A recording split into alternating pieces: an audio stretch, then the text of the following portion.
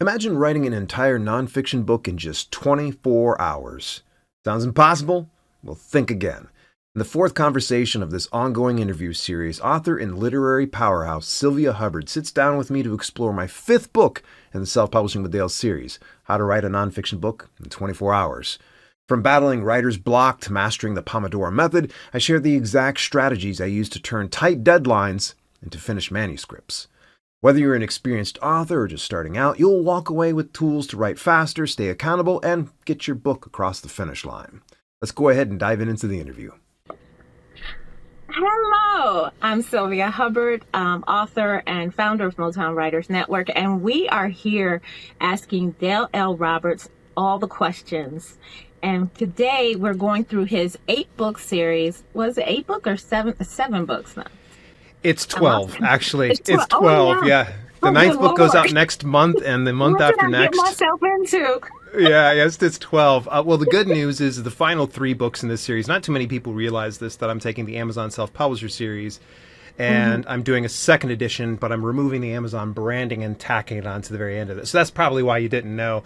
But yeah, the next book is coming out on August 15th, so by the time everybody's hearing this, they're probably going to see the Email Marketing for Authors is out, which is book 9, and then 10, 11, 12 come out all at the same time in the Kickstarter. Great. So today we're going to be talking about how to write a nonfiction book in 24 hours. And the title itself is just overwhelming. But then I like when you flip to the back, it says, what's the secret to finishing in record time? So it kind of lets the air out. You're like, okay. It doesn't put that much pressure on you. And of course, I had to have my orange marker as I went through and highlighted it. So I want to go through. We're gonna jump into it, but like you did, you explained it. It's gonna be like a full book series, and I recommend like everyone, whether you're fiction or nonfiction. And I am a fiction author, and I actually enjoyed this. You gave me some tips and tricks, so we'll go through it when we get to places. I was like, oh my gosh, I could use that one, definitely. But just the whole book series, I think it should be mandatory resource guide. And to give old credit where it was, I don't know if you remember Dan Pointer. Mm-hmm. I wish. This is all the stuff I wish he had done. Because, oh my God, just being able to have you pour yourself, what's in your brain onto paper and just listen to you. It feels like even when I'm reading it, the text part, it feels like you're talking to me in my head. It's just amazing how you make it. Like I said, it was overwhelming. The title's overwhelming, but hearing you talk about it, it's just like, I think I could do this. Like it feels like you're giving us hope. You're giving us hope. It's certainly something I wanted to shoot for, was not to make people feel like, oh, you have to do it in one day. But a title like How to Write Faster isn't going to perform as well as How to Write a Nonfiction Book in 24 Hours. I wanted to have it to where someone read my title and they knew instantly, okay, what is this thing about? How I could be able to do my first draft within the first 24 hours. And it was a fun project in the undertaking. Were you aware that I wrote that book in 24 hours as part of a video over on YouTube? I was reading that. I was like, what a brag, because he's writing it. Here's a funny thing. It's as I was writing it, I was also nervously writing it because I wasn't even sure I was going to make it. And I'm going to tell you, I think I finished it with an hour to spare, where I was able to send it off. And but I'll tell you this, that thing needed a lot of work. And that's something, of course, I say inside the book is when you do churn out a manuscript that fast without, of course, using AI, you're going to be, it's going to be hammered garbage. Expect to do more editing on a manuscript that's been done so fast versus one that's a little bit more deliberate. So, for instance, the book prior to this one, Networking for Authors, that one took me 7 days. And it was after that 7-day one that I was like, you know what, I've done it before. Let me do it again, but let's do it in book form. And yeah, I was nervous. And I got even more nervous, Sylvia, because when I started the book, believe it or not, I had to rewrite the entire introduction and chapter 1 because I tried Within to that voice 24 dictate it. hours? Within that Yes. 24 hours? Wow. It is. I literally was just like, because I got to the point where I was just like, I got on and I was trying to do voice dictation. Now, this is without any like the AI software that's out there. I didn't have Dragon Naturally Speaking, nothing like that type stuff. And I thought Right. for sure I would be able to just go ahead and voice dictate and be done with it. But my good friend Nick Thacker told me a long time ago about this, that if you want to get a good output from your voice dictation, you're going to need to practice it, and you're going to need to practice it and practice it and practice it, because it's almost like speaking a different language when you have to, for instance, Sylvia waved hi to Dale, period. And, you know, it doesn't feel natural. So Right. naturally, I went into this just, you know, feeling full of myself, and I'm like, yeah, I'm going to voice dictate this whole thing. No, I would say it was 3, maybe 4 hours into it when I was panicking, because I'm like, I'm not going to make this. I'm not going to do it at all. Like this isn't going to happen. And like, here I am saying, oh, here's how you write a book in 24 hours, but I don't write it in 24 hours. So thankfully I was able to course correct. Now imagine if I didn't do the voice dictation, because I probably would have finished with plenty of time to spare. And by the way, I didn't sleep a lick. That sucks. So the first chapter just kind of eases you into you can do this if with preparation. It'll be lots of pressure, but it does take practice. So that alliteration of that. But we go on to the second chapter and we get to the biggest question that a lot of nonfiction writers just sit back and ask, like, what should I write about? And what do you think when they come up with that question? What are some steps they can get to that answer fast? Because I've met therapists and they'll be like, well, I don't even know what I should write. Or I've met doctors and they'll say that, and I'm like, you're a doctor, you're a therapist, you should already know this. But Yeah. are they thinking? Are they trying to make it bigger than what they should be thinking about, or how do they simplify it so like it doesn't feel so huge? I think it's going to come back down to anchoring your purpose, your why. Why are you doing it for? Like, what's the whole reason? If it's just merely like, hey, I just want to write and publish a book, that's fine. That's totally fine. Because at that point, then you can start to sort out, okay, what's the direction I want to go with? But if it's a case of like doctors, for instance, or personal trainers or things like that, and you're like, dude, the answer's obvious. Write what you know. But there are some instances where write what you know just isn't good advice. It's not always going to be the thing that's going to be applicable to everybody, because let's just be honest, it could be underwater basket weaving for dolphins. That's fantastic, but is there a market for it? And that's the thing you have to ask yourself is, okay, why am I doing it, and who is it for? If you can figure out who your reader is it Sylvia Hubbard? Great. Dial that in according to what Sylvia Hubbard's expectations are and her wants and needs are. So that way you have a book that you're writing right now that's going to scratch her itch. Now, I'm not telling everybody you need to write books for Sylvia Hubbard. I'm just using her as an example. You should. You should. Yeah, everybody should. Just shower her with stories. Plenty of romance, by the way. Yeah, definitely. But yeah, just get it to where you dial in. Why are you doing this? Because that's going to be the thing. And I think there's a lot of authors out there, be it nonfiction or fiction authors, that don't know why they're doing it. Like they're literally just doing like, because I like writing. Okay, that's great, but why? Why do you like it? What's going to keep you coming back? And I see many of those same authors being frustrated because 1, they're not selling books. 2, they're not selling books. And 3, they're not selling books. And that's the problem, is if you're coming into this business to plan on selling books, you need to, first of all, why are you doing it? Who's it for? And is there market demand for that? Because if you don't answer those 3 things right now, I'm going to promise you, you're going to be frustrated and heartbroken in due time. It happens. I've been in the business for half as long as you have, but over a decade. I'll take over a decade, but I can say this, and you can probably say it as well, that there's so many great authors out there that lost heart way too soon. Like they were fantastic. I can think of so many up top of my head that I just absolutely loved their work, but unfortunately they didn't grasp the idea of why am I doing it, who's it for, and is there market demand? Right. And I love that sentence you had in there. Well, that quote from Aaron where it was like your vibe attracts your tribe, because that not only goes with writing, but your publishing and your marketing world. It just automatically just putting that vibe out there will bring the people to you. Like once you answer those 3 questions and you believe in what you're writing, it is automatically gonna, like a lot of times my mom would say, your gift or whatever you put out makes room for you in your world. So you don't have to worry about, once you create it, your life will automatically just move out of your way and bring who you need to bring to. But you just got to believe in yourself, and first you got to answer those questions in order to get to that belief, I think.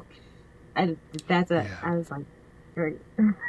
I have to give a big shout out to a good friend of mine, Anthony Fleischman, fantastic voiceover talent, narrator. He is so good at what he does, but he was the one who told me that. I was feeling rather down about something. Every time I'd go live on my YouTube channel, I would lose subscribers. And I finally figured out what the issue was, why I was losing subscribers. But at the time, I was heartbroken because I was like, oh my gosh, I suck at live streaming. And I remember he was like, no, you don't. He's like, you're great at live streaming. He goes, look, man. He goes, those people are just making room for the people who should be there. He's like, he goes, your vibe will always attract your tribe. And I was like, dude, I like that phrase. He's like, he goes, I wish I could take it. It was Sean Cannell. Sean Cannell's also kind of a indirect mentor of mine. He has a huge YouTube channel called Think Media, and a lot of what I've learned about video and all that. So when he told me it was Sean Cannell, I was like, oh, that dude's awesome. Absolutely. So that was one of the quotes that made the book. And yeah, your vibe will always attract your tribe, and never feel dejected if you're always leading with your best effort and attracting that tribe that you want, not attracting the tribe that, it's going to make me $1 million. Like, come on now, calm down. You need to go into this with a more realistic expectation. So as we get into chapter 3 and 4, you had these really great tips about voice dictations and transcribing. I love the QQQ method. And I think I'm going to start even using that, because it is parts in my book that I need to go back to, and I'll give myself a mental note, or I'll even write it down, but I'll still struggle trying to find those little parts that I needed to go back to. And even as I was reading it, I was like, oh my God, there's so many places I need to put that in my current book. What you mean? Think about it, though. I think you and I probably are used to the method of we highlight like a passage, like, oh, let me come back to that. But the problem is when you're scrolling through really fast, you kind of like you don't see it. Whereas with QQQ, what's the likelihood of you having 3 capital Qs right in a row? And I could just do a find, and then boom, I was like, that is a simple problem to fix. Like, it was so simple. It just made you it made me mad. You're like, why didn't I know this so easy? And here's the funny thing is, I will tell you that I actually came up with that method for myself because I was running past those highlights, and sometimes I would send over a manuscript to somebody for another read, and they go, you missed this part. There's a whole highlight here. And I'm like, oh, God. I'm like, that's it. QQQ. I'm like, I never touched these. Yep. So it's so you leave in those mistakes because you think, oh, I highlighted it, so I'll see it later on. But if you're going through like that really quick, and you know how it is when you're looking at a manuscript that's anywhere from 30,000 words or greater, scrolling through and finding like one line that you've highlighted is next to impossible. But if you put that QQQ, now you want to hear a funny behind the scenes story about that. So with that book, because I mentioned the QQQ method, I kept getting hit by the Q because I go, oh, I got a problem here. And I go, it's the QQQs that I'm telling people about. So I was tripping myself up because I was putting the example in for the readers to pick up, and it wasn't for me to fix a mistake. Oh, yeah. That would be. So what's the difference between voice dictating and transcribing? Because I saw, like, you discussed one and then you jumped to the other. Maybe I was reading too fast, but what is the difference between it? With transcribing, you can talk without any barriers. So, for instance, you and I could technically be considered transcribing because what we'll do is we'll record this audio and then we'll send it over to somebody or software, like Descript, I think, has got transcription software now. You can go to human-based services like Rev. They will do transcriptions. People on Fiverr will be able to do it. And essentially, you don't need to have the limitations and barriers you would normally with voice dictation. With voice dictation, though, you're speaking to software specifically. So, for instance, early on, I used to use Google Docs as well as just the microphone that was on my phone, and I would voice dictate that way.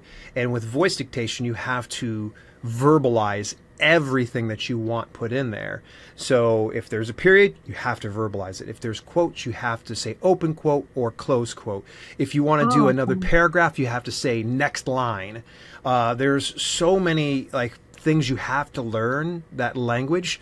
But here's the cool thing is, since I actually launched this book, which was in 2024, voice dictation software obviously has become really good. There is a service out there called ProseWrite, and you literally can just do the transcription method. It voice dictates for you because it is integrated with AI, and AI will think, oh, you go to period here, there's got to be quotes here. It'll automatically put it all together for you. Here's the funny thing is, my beta reader, Shannon Houston, big shout out to SD Houston, love her to death, one of my good buddies. I sent her the beta copy of this, and she was like, yeah, Dale, hate to tell you, there's a service out there called ProseWrite. And I was like, screw it, it's going out, that's it. And, literally, I think a week or two after I'd launched the book, I got in touch with the founder of ProseWrite, and he's cracking up laughing. He was just like, yeah, I've been here, man. Wow, that's awesome. And you do have dictation cues. I like that you did have, I made sure I highlighted those in there because I always try to do what were the cues. I always wonder what were the cues. And some of these cues actually work on my phone when I'm dictating I'll dictate a message on my phone. And I tried it out and I could use it in my Google text messages. I was like, okay. This is because I've always wondered what they were. So yes, I'm like, oh, now I really have to keep this book because I'm going to forget. And I was like, this is great. You're pulling it open for your text messages. Oh, next line. There we go. Sometimes I do dictate my book while I'm driving, and it's easier just to pop open a text message and hit the microphone and let it start dictating me, and then I'll send it to my email. So I'll be in another chapter, and I'll get this. Yeah, I'll get this oh my God, I got this scene. And you'll tell yourself, as soon as you stop driving, you're going to write it down. And I never do, but I'll get their voices and I'll get the conversation and the heat of it. And I'm like, oh, I got to talk it out now. So I'll do it. So I tested it out with the cues that you had in here because I could never get the comma or the period in there. And it'll be just one big block sentence. So I tested your cues and they actually do work on my Google Voice to put it. So thank you very much. I'm like, ooh, this is helping a fiction writer better than I don't know. There you go. I think there was even there was a review recently, someone had posted on that. They were like, these tips can be pretty applicable to fiction writers as well. But fiction's just a different beast, and I didn't want to put fiction in the title because I know some people are like, you can't write a fiction book in 24 hours! I'll kill you! Yeah, exactly. It's a whole different, and it would be so much to explain. I mean, the shortest time I've ever had to write a fiction book, I did it in less than 72 hours. It was 50,000 words, less than 72 hours. And that was only because I saw Jerome Bettis on the front cover of a magazine, and he inspired me to write 50,000 words in one weekend, and it was just one of my best books. I was like, this is damn, you better give me that picture. I want that picture right now. I'm going to hang that up on my damn wall at this point. You've been doing 50,000 3 friggin' days. I don't know what it was. And I had kids too. I had little kids. I didn't feed them. I I was like, CPS could have came and got them kids, and I didn't even care. I was like, but I would not suggest that to anybody at all. They grown now, so y'all can't charge me with any crimes. Yeah, exactly. Yeah. Please stand down, everybody. Stand down. So I want to go into the Parkinsons Law, which could hit everybody at so many times. And I'd never heard of it until I read it. And I want you to go into explain it, because when it hit me, I was like, yeah, oh God. Parkinson's Law is a very interesting concept in that, you're given a task and you're given a deadline. And sometimes what you're going to do is that deadline, you're probably going to push it up to that point. You're going to do a bunch of just extra work to fill that time. And that's not what you want to do. You want to have something completed as soon as humanly possible, rather than like, oh, well, in the next 30 days, I'm going to get this book written. Whereas when you say in the next 24 hours, oh, Parkinson's Law has got to be tossed right out the window. You can't be messing around. You can't be going looking at social media. You can't go over and be like, hey, I'm going to go take a nap before I go get my next chapter. Yeah. No, you actually have to fill that time and optimize it the best way that you can possible. So Parkinson's Law can really sneak up on you. It can really zap. And everybody's guilty of this. I know I am the master at Parkinson's Law. Someone tells me, hey, that's due in 2 months. I'm like, yeah, I'll go ahead and start working on it next month. And then next thing I know, 2 months is almost gone. They're like, hey, do you got that thing ready? And I'm like, ah! And I'm rushing to get things done. Right. I think it's something that every writer should be aware of, because when I'm teaching writing classes, they literally, oh, well, I got a little bit of the cover done, or I went and formatted my table of contents. What? You haven't even written a book. How you doing table of contents? Oh my God. But it does. It just, the little tiny things, and you think, oh, well, I got time, and you just be doing all this little stuff thinking you're moving forward, but you're actually really standing still. And it's just, I was like, yes, we're definitely gonna get you to talk about that one, because I don't think a lot of people notice they do it until they have a name for it, and it is something you literally have to tell yourself, I am not going to be doing this. I'm not going to be doing this. I am going to be doing this so I can get this done. And yeah. And I think the huge reason why I brought up Parkinson's Law was the fact that let me dial this back here just a little bit here. I have to go back to my days when I was doing personal training, and oftentimes I would have clients that would come to me completely frustrated, and I would tell them like, hey, look, you got a closet, right? And chances are likely there's probably a bunch of boxes in it, and you can only fit so many boxes within that closet. Let's just pretend you've only got 24 boxes you can fit in that closet. What are in your boxes? I want to know what are in your boxes. So maybe 7 of those boxes is probably you sleeping. All right, great. 7 hours, great. What about the rest of those? How are you filling that time up? Because if you can understand what your biggest deterrence or your greatest area of friction is going to be before you go and jump into a manuscript and try to churn it out as quickly as possible, you will be better equipped. Because I know, for instance, like me, my back is typically an issue. So it's a huge reason why I bought an adjustable desk, so I could be able to stand up, sit down, sit on a bar stool if I wanted to. Right. I change it up from time to time, because then it removes that friction point that I have in there. So it's Parkinson's Law is, again, kind of like that. So figuring out what's inside your closet, what's inside each one of those boxes, which of those boxes can you remove, at least on a temporary basis. So I'm sure probably when you were probably busy, your kids weren't like setting the house on fire. I'm sure it probably wasn't anything like that. You probably had some things dialed in here. But, you knew, okay, in order for me to do this, I need to make sure the kids are taken care of. I need to make sure that they got their food. Right. I got this. So it's making sure everything is done in advance. So that way when it comes showtime, you have absolutely nothing to distract you. And to me, I feel like the least amount of distractions possible, so that way you are just pointed Definitely. forward. Because when you're trying to do it in 24 hours, you have no room for error. Now, let's just say, for instance, you want to be as efficient as possible, and you would do it over the next month. Even better. But still, think about those distractions and how that can take you Right. away from finishing that manuscript. Because really, if I were to break down the core philosophy of this book, it is not necessarily about you writing as fast as humanly possible, but just being a more efficient writer. Right. Right. So the last point I want to talk about before we get to the chapter 6 is the Pomodoro. Am I saying that right? The Pomodoro Method and the SMART goals. Oh, yeah. And I know you've talked about the Pomodoro Method before and even done several videos about it, but explain that method to our viewers. The Pomodoro Method is a work cycle where you will do 25 minutes of uninterrupted work. You just go 25 minutes. That's it. Nothing else distracts you. Then you take 5 minutes off.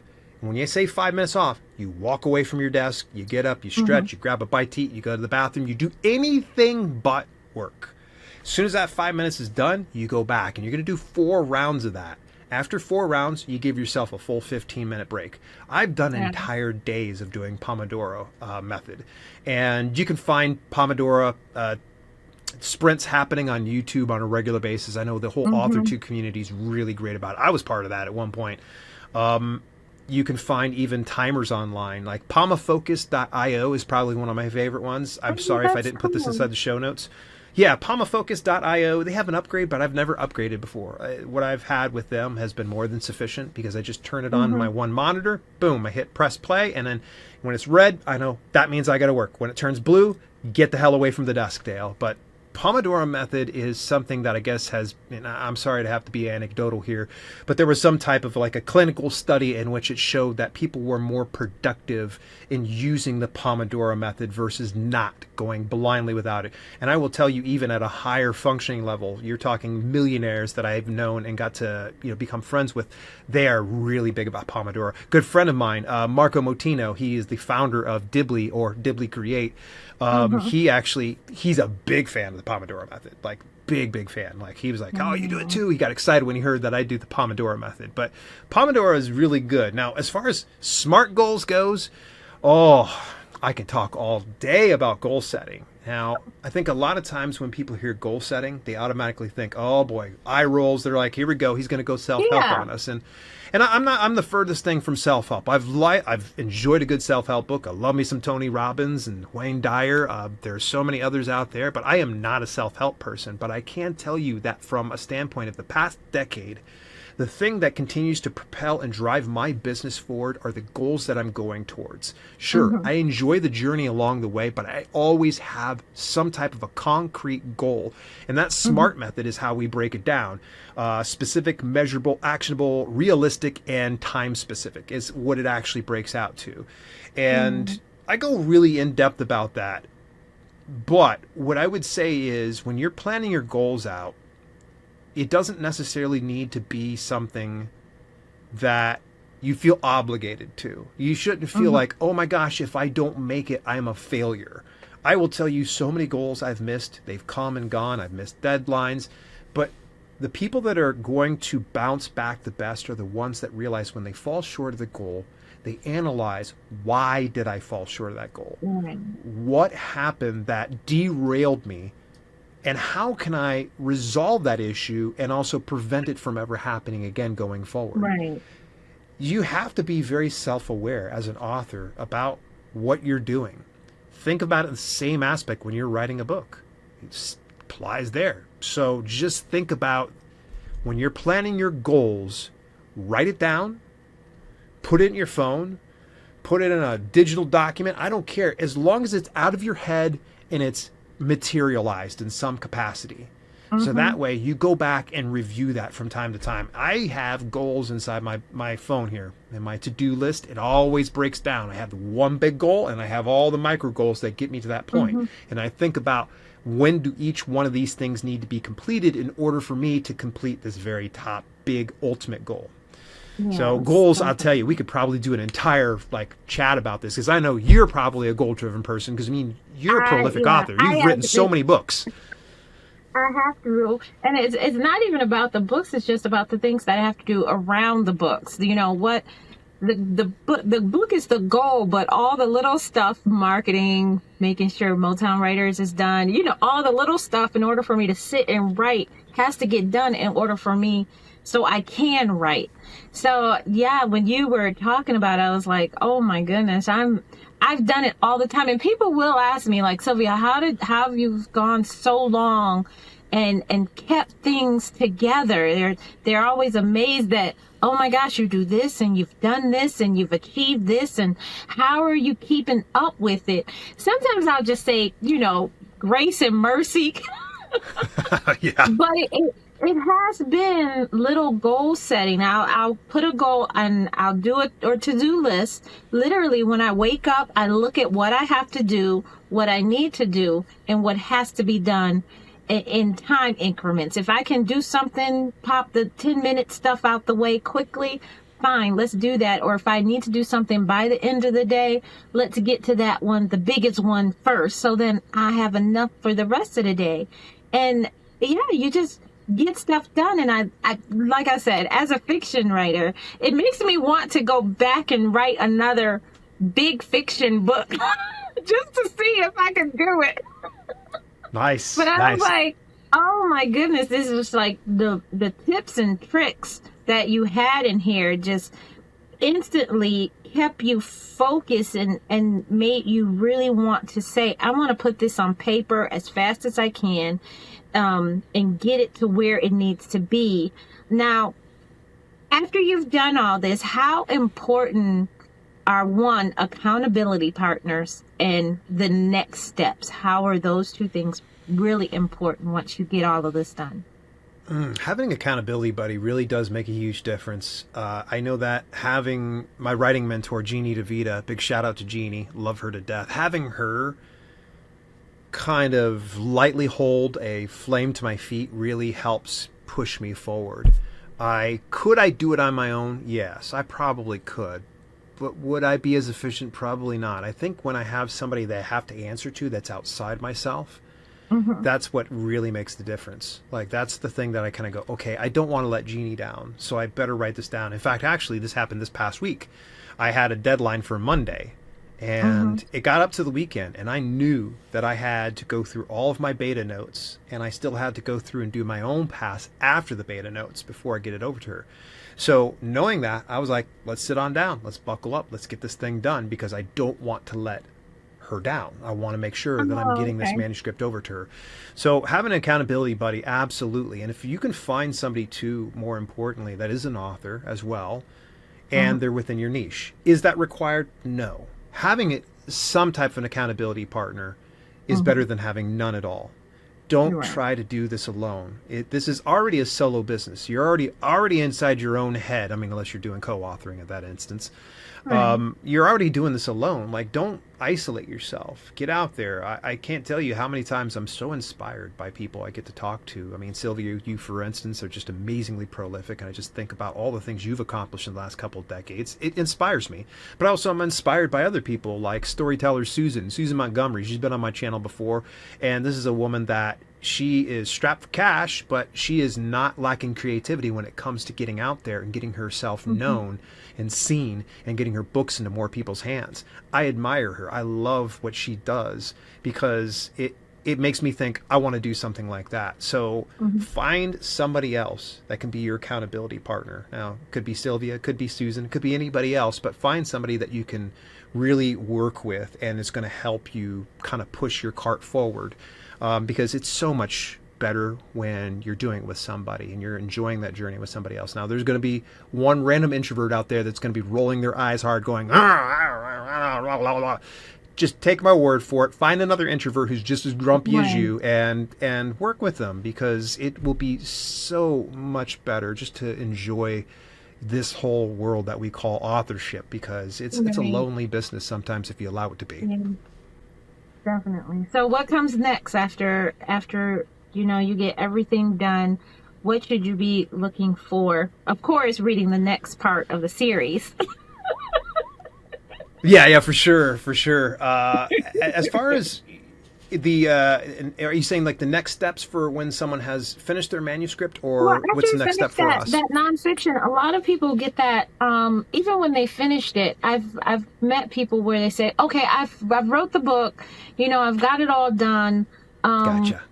but I don't feel like I can confidently put this out there, even though they're the Yeah. expert. They just what is it called, the when they don't feel like they are that person who should be giving that Imposter advice. syndrome.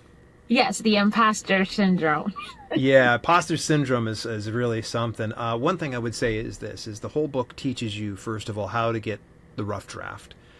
Please don't ever mistake that the title. Don't assume the title says you're going to be able to write a book that's ready to publish within 24 hours. Is that Right. possible? Maybe if it was a really short book. But if you're looking at a pretty good dense book, which is what I was guiding people to do within there, that's going to definitely require more work. You're going to definitely need to go through edits. The very first thing I would recommend is what I do. This is my order of things. I go developmental edit first. I try to get it over there, figure out if there's anything that's out of place. I've gotten so good at nonfiction. I've been doing it for so many years. Sorry to be so humble. But I've been doing so many years that now it's But just you can second tell nature. you do it well. You Yeah. do it well. You put together a really good book, and I love how everything is in an order that I need to hear it in. Yeah. So And you do that's that why very well. And I always try to think of it from a standpoint, especially I think it helps me, and I've done thousands of videos at this point between two channels that I've produced outlines and scripts for them. So sometimes I just kind of know the structure.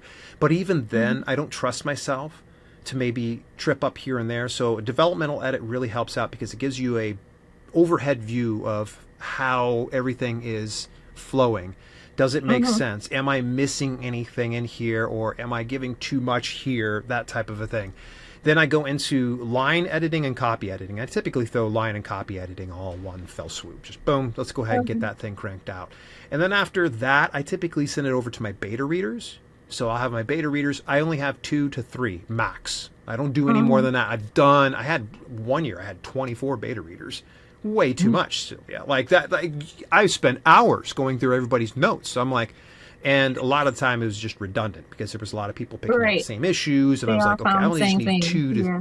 yeah. So I hit the beta readers, and then when it comes back to me from the beta readers, I make all the corrections. I send it back through my editor for 1, maybe 2 more passes. Usually it's just 1 pass. They'll just do 1 more copy edit, go on through there, and then I'll take it, put it through formatting, do a full proofread, and then I send it on over to the advanced reader copy team. So just know that when you're done in that first 24 hours, you're allowed to take a nice deep breath. Give yourself a day, And 2 a days nap. off if you want to, and then go into that very next step. But I don't want you to put Right. yourself into that unrealistic expectation that, well, I cranked this out, now I've got to get this published as soon as humanly possible. Slow down. Editing should not be something that should take 24 hours. If that's the Thank case, you. it's probably going to be a very short book. Like we're talking Yeah. like, and even a kid's Okay. book can sometimes take a while, even if it is not many words, because there's still a level of editing and care that you need to put into that before it gets out into the marketplace. Don't put out a raw manuscript. Sylvia, there was one time I put a poll out on my YouTube community tab. I put a poll out, and I literally put the 4th option as never editing. I said, how many edits do you do before you publish your book? And it was like 1, 2, 4, 6, none. There were people who selected none. What are you people doing? Don't do that.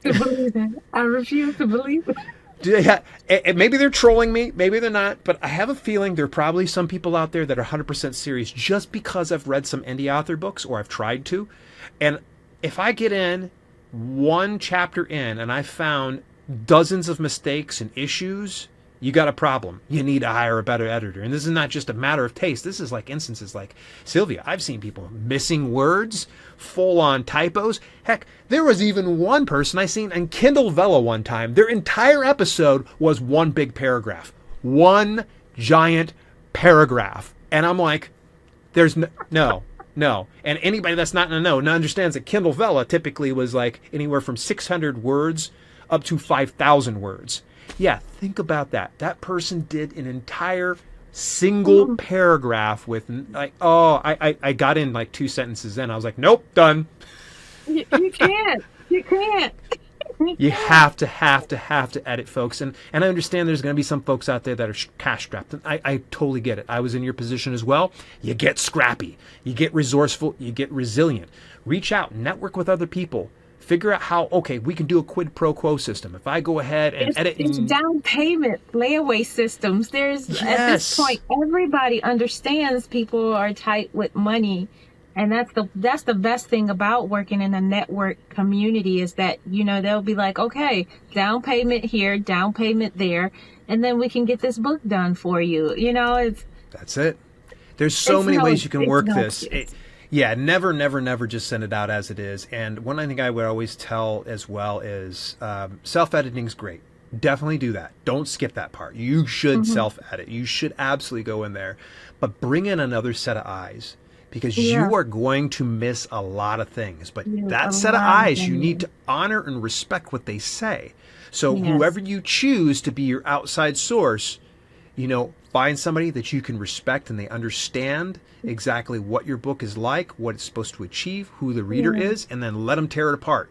Because at that point, you can come back and you can tighten things up. And at the very least, they'll be able to point out things like typos or a paragraph that is like an entire Kindle Vella episode long. Right. I like to say editors are like our transcribers to our readers. They translate ourselves, our works, our voices to the readers to make it, so the readers can understand what we were trying to say. Because a lot of people can't do that unless, they're married to you sometimes. So true. So, I like to say that. But yes, I would say this is the most definite book that every author actually really needs to read, whether they're fiction or nonfiction, because the tips and tricks all through it. I was just writing stuff down. I was like, oh my God, I need that. I need that tip too. So thank you for giving us this. This has been like, I didn't even think this was going to be like a really enjoyable. I was thinking I was going to be like a little bored. So I was like, it's nonfiction. It's just whatever. Can't be too exciting, right? Yeah. You got to think of, I coming into it, I usually have to put some pizzazz into it. And there are times like if you think about every single one of the books that I've done, every one of them leads with some type of a story. And that was definitely no exception. I had a story on that one as well. I always just try to put my heart and soul into each one of these things. And I know it's normally a dry subject. So I have to think about how do I step with my best foot forward so that people can be able to read this. And the cool thing is the book isn't too long. I purposely made it a little shorter just because I knew that it's not exciting. And if I were to see a book that was like a tome, it's like 1,000, pages long, like how to write a nonfiction book in 24 hours. What? I can't even read like half your book in 24 hours. How do you expect me to write like that? And that's what I noticed about it. Like the title is overwhelming. And then you're just like, oh, do I really want to? But then you see the amount of pages and you're like, okay, I can get through this just to see what he has to say and then go from there. But I do it. I have no problem recommending books like yours because I know it's going to be packed full of information without dragging it out. So I appreciate you doing this whole series, and I know it's been a lot of work of blood, sweat, and a lot of tears. Plenty of tears. but I appreciate this, and I think a whole bunch of other authors do appreciate you bringing this whole series to life. So I just wanted to end with that and let you know thank you so much. I appreciate you chit-chatting with me, Sylvia, as per usual. This is fun. We've got weeks ahead of us still, yeah. I know. We do. We got a lot. But I'm excited because the other ones are just going to be like, just doling a whole bunch. Oh my gosh, I'm just ready for my brain to be burnt out. So I'm just excited about it. Thank you so much, Sylvia. Well, we're going to end it here. And don't forget to join us on our next one, and we'll let you know when that comes up. So Dale will let you know, and we'll just keep trucking and keep talking and keep interviewing Dale and picking his brain.